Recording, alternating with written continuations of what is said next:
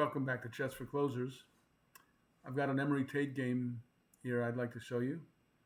I thought it was against an obscure Estonian IM that no one had ever heard of. This fellow's name is Salvijus Bersis. It turns out he played for the University of Texas collegiate team back in the 90s. So, I apologize if you've seen the game. Emery had white. Sicilian. Queen c7. Okay, I guess I've seen that move. There's probably not much independent significance. Everything's going to transpose. Emery didn't seem to be fazed by it. c4, e6,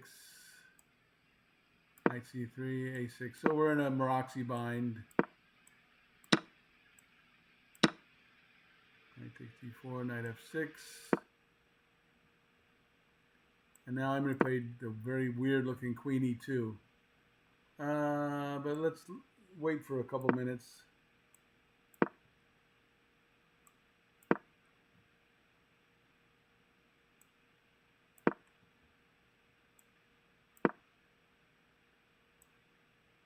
Now see how weird the queen on e2 looks. Looks perfectly situated to my eye. Okay, so bishop h3, bishop to b7. Yeah, ordinarily we would expect the bishop to go to g2, but h3 is a dangerous square for black.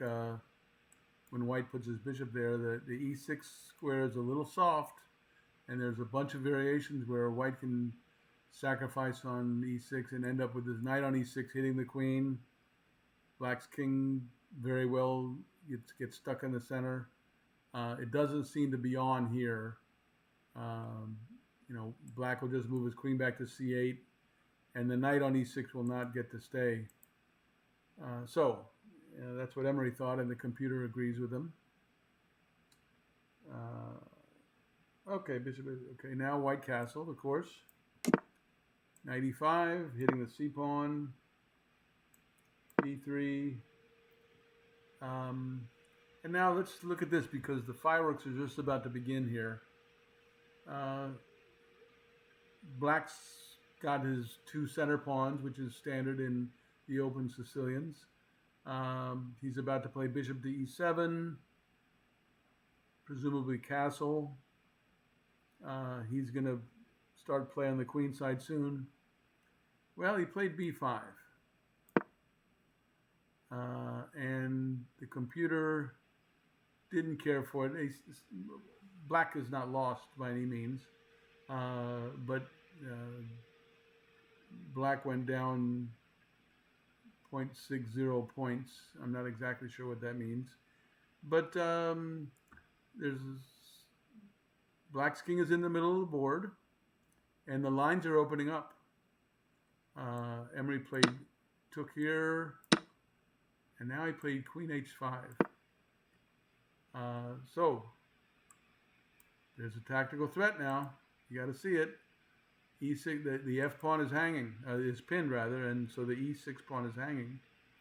And the other thing about this queen h5 move is it freezes the king side.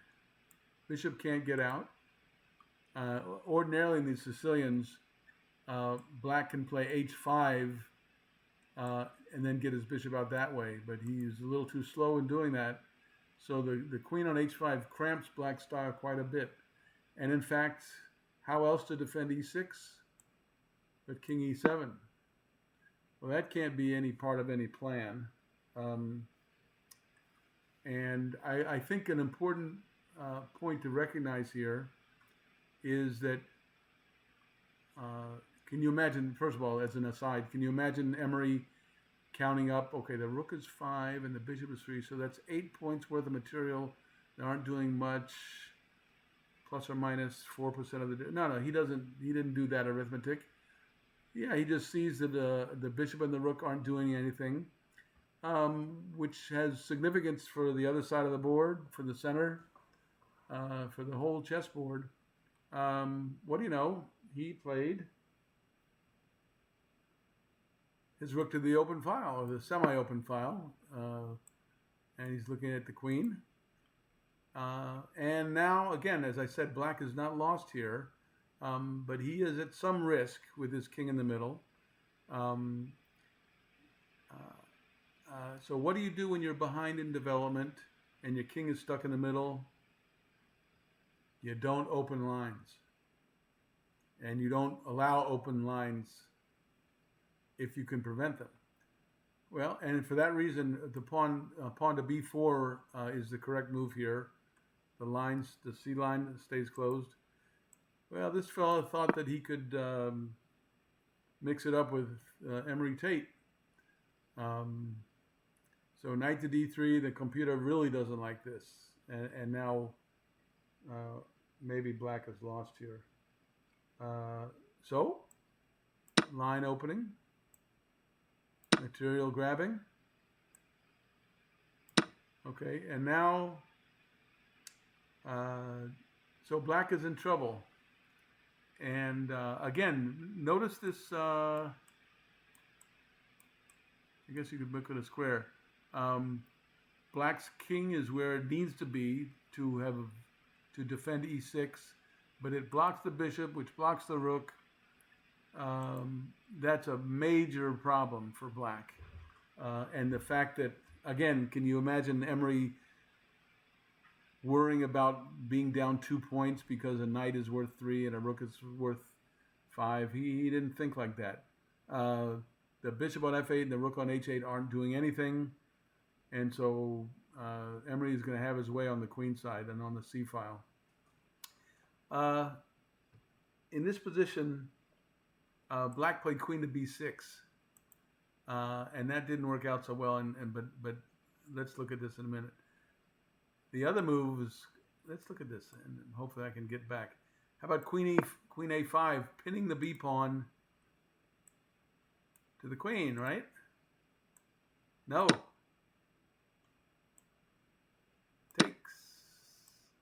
Takes. And now, if it wasn't clear before, it should be clear now. This king is in a lot of danger because it has no escape. There's no back door. If the bishop had been on h6 already, then he could run away maybe. Of course, if black plays rook to b8, and look at this position.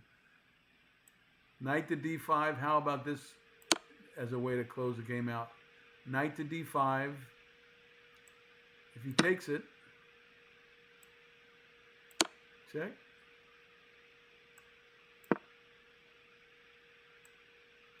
Rook c8.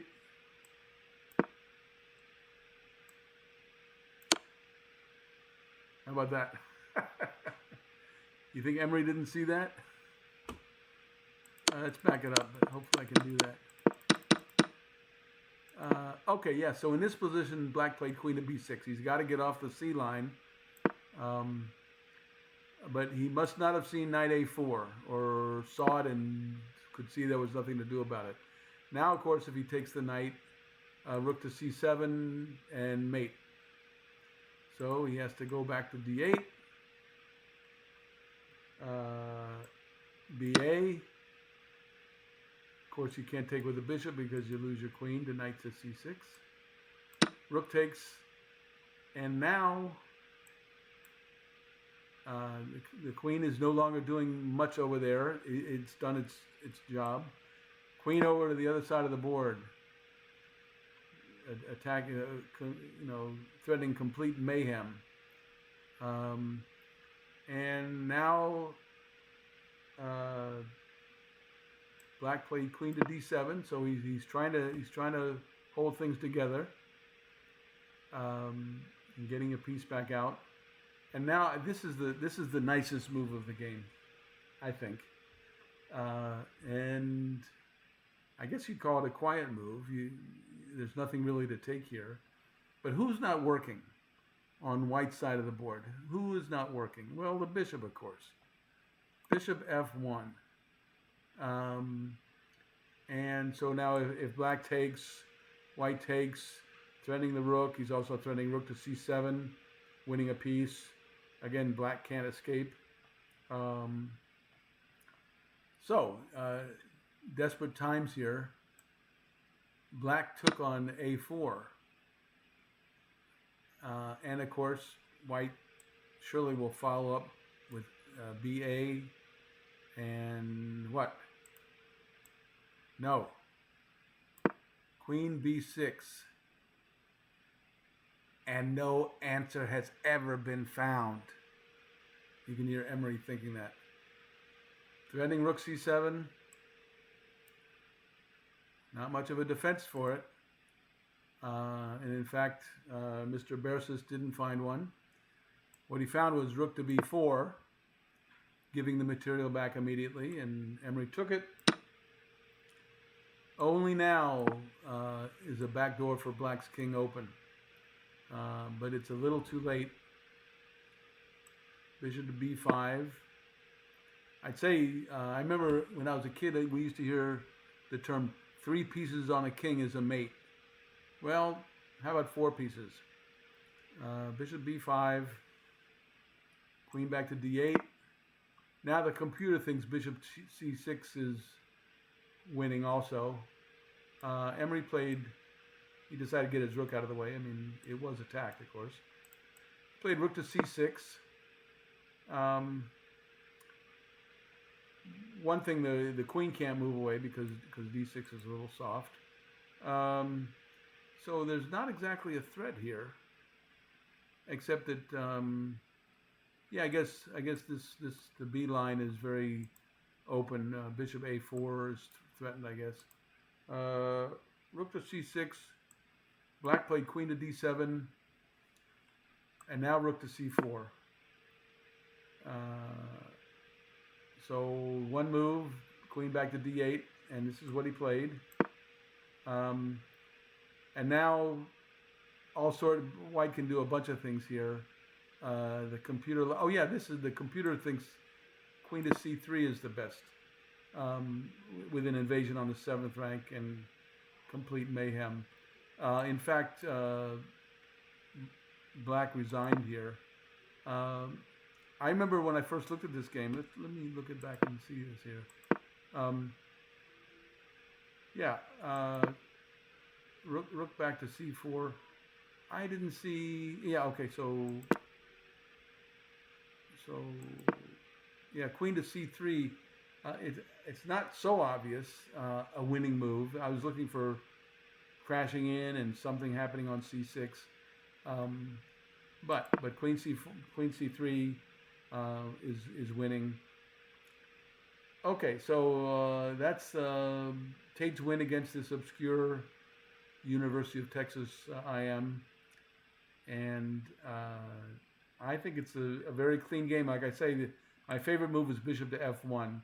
Not afraid of exchanging down. Not afraid of his attack petering out with the queens coming off, because it wouldn't have. Okay, so that is what we'll call a typical Tate game, I guess. And I hope you enjoyed it. Hit the like button if you liked it.